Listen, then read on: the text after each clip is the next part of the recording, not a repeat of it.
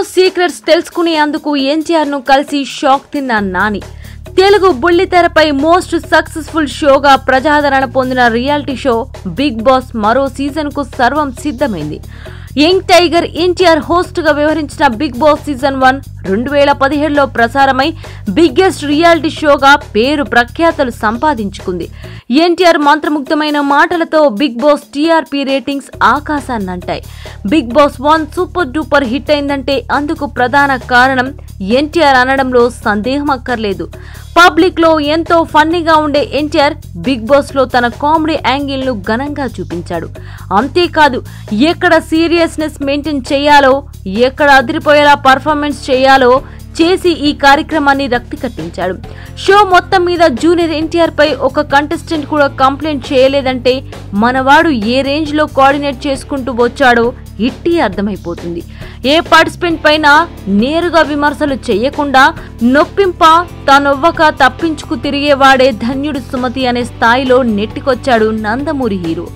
అయితే second season కు వచ్చేసరికి ఎన్టీఆర్ హోస్ట్ గా చేయడం లేదని తెలిసి తెలుగు రాష్ట్రాల్లో బుల్లితెర ప్రేక్షకులు నిరాశ చెందారు.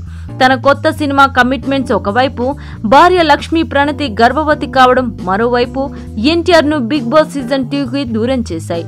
అయితే తారక్ స్థానంలో national star Nani Bigg Boss second season కు హోస్ట్ గా ఎంపికవడం ప్రేక్షకులకు ఎంతో ఉత్సాహం కలిగించింది.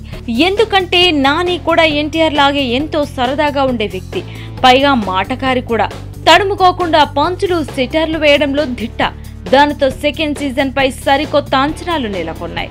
ఈ నేపథ్యంలో బిగ్ బాస్ షో ఎలా నడిపించాలో తెలుసుకునేందుకు నాని యంగ్ టైగర్ ఎన్టీఆర్ ను కలిసి కొన్ని విషయాలు తెలుసుకున్నాడట.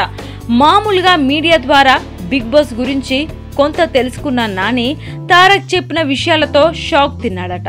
సినిమాలను మించిన సీక్రెసీ మెయింటైన్ చేయాల్సి ఉంటుందని, ఇంట్లో లైఫ్ పార్ట్నర్ తో కూడా కొన్ని విషయాలు పంచుకోకూడదని నానితో చెప్పాడట ఎన్టీఆర్. ఒక్కసారి అగ్రిమెంట్ పేపర్ పైన సైన్ చేసిన తర్వాత ప్రతి కదలిక పైన నిఘా ఉంటుందని వివరించాడట. బిగ్ బాస్ అనేది టీవీ తెరపై ప్రసారమయ్యే కార్యక్రమే అయినా దానితో కొన్ని కోట్ల రూపాయల వాణిజ్య ప్రకటనలు, ఒప్పందాలు, ప్రమోషన్ డీలింగ్స్ ముడిపడి ఉంటాయని, అందుకే ఏ ఎపిసోడ్ కు ఆ ఎపిసోడ్ కొత్తగా ప్రజెంట్ చేసుకుంటూ వెళ్లాలని, లేకపోతే ప్రేక్షకులు బోర్ ఫీల్ అయ్యే అవకాశం ఉందని తెలిపాడట.